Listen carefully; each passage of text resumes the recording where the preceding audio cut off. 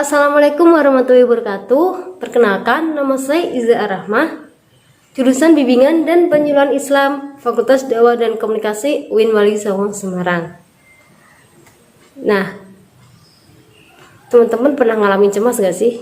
Atau fobia itu terhadap sesuatu? Nah, untuk menangani kecemasan atau fobia tersebut, kita dapat menanganinya loh dengan teknik desensitisasi sistematik. Teknik ini adalah salah satu teknik yang lazim digunakan untuk menangani suatu kecemasan dan fobia.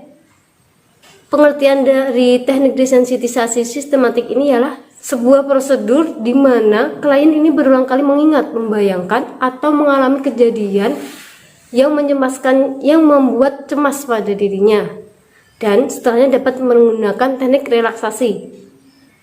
Gunanya apa untuk teknik relaksasi ini? Untuk menekan kecemasan yang disebabkan kecemasan itu terjadi. Mengutip dari Rati pun, tujuan dari teknik ini, teknik desensitisasi sistematik ini ialah untuk melatih konseling agar tetap rileks dengan memberikan respon berupa perilaku yang berlawanan atas stimulus berupa bayangan-bayangan mengenai pengalaman yang mencemaskan. Nah, teman-teman pasti ingin tahu kan caranya gimana? Kita tonton video berikut ini yuk. Selamat menonton. Assalamualaikum Bu. Waalaikumsalam. Silakan duduk Mbak Vida. Udah datang ya. Iya. Gimana kabarnya Mbak Vida? Alhamdulillah baik Bu. Alhamdulillah. Ini ada apa ini datang? Ini Bu, saya tuh merasa kayak cemas Bu. Cemas, saya cemas karena apa? Yuk. Ini Bu, ketika orang tua mungkin sering nelpon, entah itu mama atau papa tuh rasanya tuh kayak cemas, kayak takut ada apa ya kok tiba-tiba nelpon kayak gitu. Masa di telepon orang tua sendiri cemas sih Bang?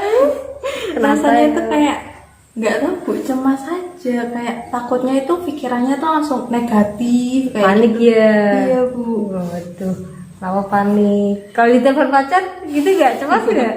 Itu beda lagi. Oh, beda. Tapi ya kecemasan itu juga ternyata apa ya Bu, beberapa hari ini saya rasakan itu ya, ketika ada yang awalnya cuma cemas ketika ditelepon sama orang tua, tapi tiba-tiba juga teman-teman yang lain ketika nelpon gitu kayak cemas kayak gitu Bu.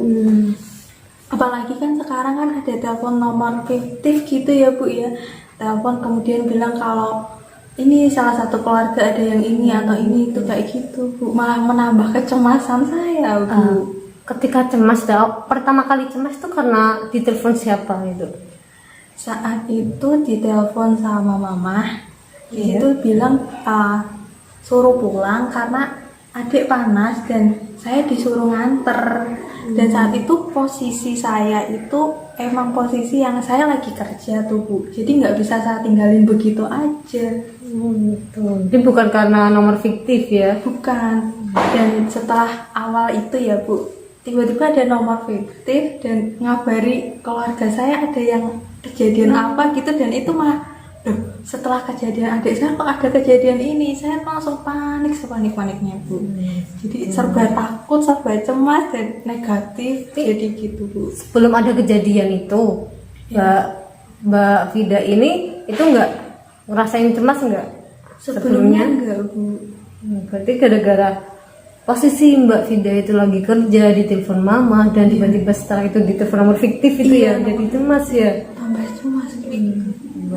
Gini Mbak Vida, Ibu tuh punya teknik. Teknik ini itu namanya desensitisasi sistematik. Nah, Mbak Vida siap nggak Ibu kasih teknik dalam konseling ini? Siap Bu. Apa coba? Teknik apa juga? Teknik tadi apa Bu? Destinasi. Destinasi itu wisata kan? Namanya tadi apa? Desensitisasi sistematik. Desensitisasi sistematik. Ya itu sistematik. Nah, dari situ nanti ibu bakalan mengajak dia itu membayangkan suatu kecemasan yang tidak alami. Nah, Tapi di sisi lain, ibu minta Mbak Vida agar rileks, itu memejamkan mata Mbak Vida. Dimulai sekarang ya Bu. Sekarang siap? Oh sekarang boleh Bu. Siap. Ya, coba Mbak Vida itu pejamkan matanya, sambil rileks, sambil tarik nafas, buang nafas terus 5 detik gitu ya. 5 detik hembuskan, 5 detik hembuskan gitu terus rileks sebelum saya bilang berhenti. Nah, ketika tidak memiliki masalah kecemasan tersebut, yaitu di telepon mama ya, karena adik sakit. Lalu video itu tiba-tiba ada yang muncul lagi, yaitu nomor fiktif yang mengabarkan anggota keluarga Mbak Vida itu meninggal.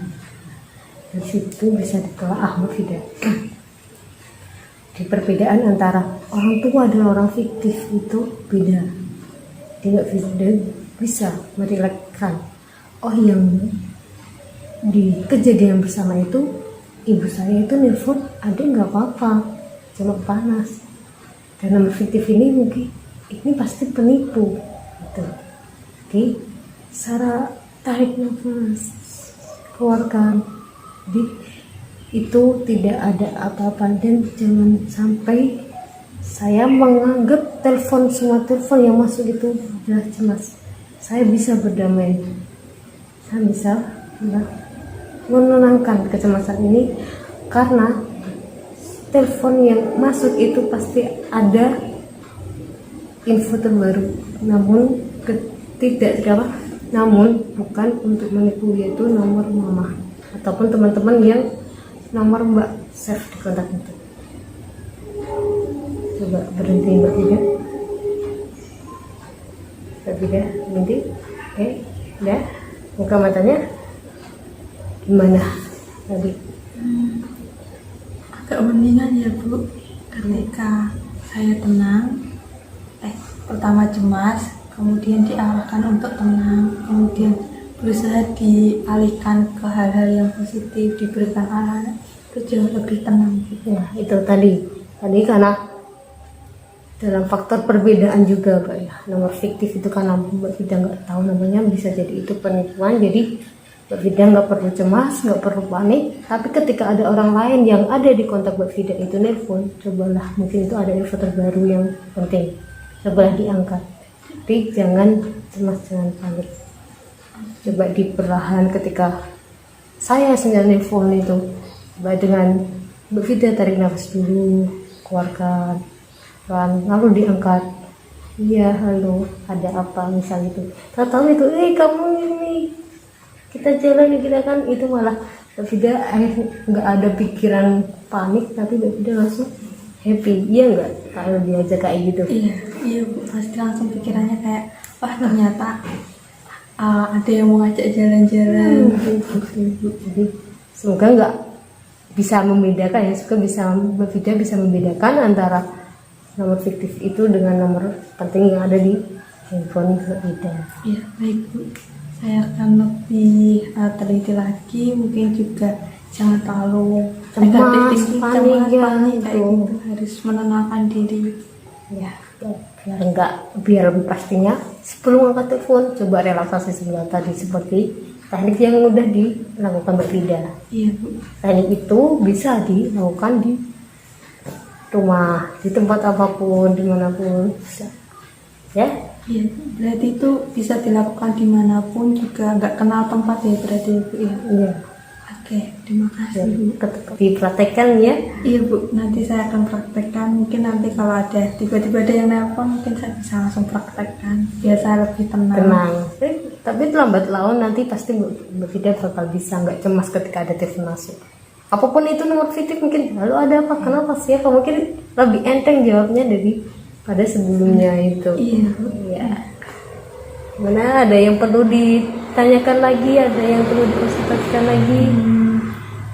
Untuk kecemasan ini kan, kalau semisal tiba-tiba datang lagi, itu bagaimana ya Bu ya? Coba praktekkan. Ini Mbak Vida tenang dulu gitu. Coba. Pasti Mbak Vida di samping mempraktekkan itu, Mbak Vida membayangkan ini nggak ada apa-apa kok. ini pasti aman aja kok. Bismillah gitu. Seperti itu ya Bu ya. Iya, Iya Bu. Nanti akan saya coba Bu. bagus. Semangat Bu Fida udah memiliki semangat dan memiliki fisik agar bisa melawan kecemasan tersebut tuh udah baik. Ya, saya juga nggak mau kayak cemas-cemas terus, ini rasanya kayak nggak enak mau apa-apa tuh, Nah. rasanya tuh Ya. Udah, ada yang perlu ditanyakan lagi Mbak Fida? alhamdulillah sudah cukup Bu. Alhamdulillah. Mungkin sekiranya cukup dulu Mbak Fida ya, karena terus saya ini pas jam itu mau ada acara lagi. Iya. Yes, kalau ada apa-apa boleh datang ke sini lagi. Baik Bu. Ya, gimana? Mau langsung pulang atau gimana? Sepertinya sudah cukup. Oke. Terima kasih Mbak Fida ya atas kedatangannya. Gitu. Terima kasih sudah mau membantu saya meringankan kecemasan saya. Semoga saja saya juga tidak cemas lagi untuk seterusnya. Ya. Ya, salam. Terima kasih Bu. Iya, sama-sama. Assalamualaikum warahmatullahi wabarakatuh. Waalaikumsalam warahmatullahi wabarakatuh. Hati-hati Mbak Fida ya. Baik teman-teman, terima kasih yang telah menonton video praktik teknik desensitisasi sistematik ini. Semoga bermanfaat teman-teman ya. Saya ucapkan terima kasih sekali lagi. Assalamualaikum warahmatullahi wabarakatuh.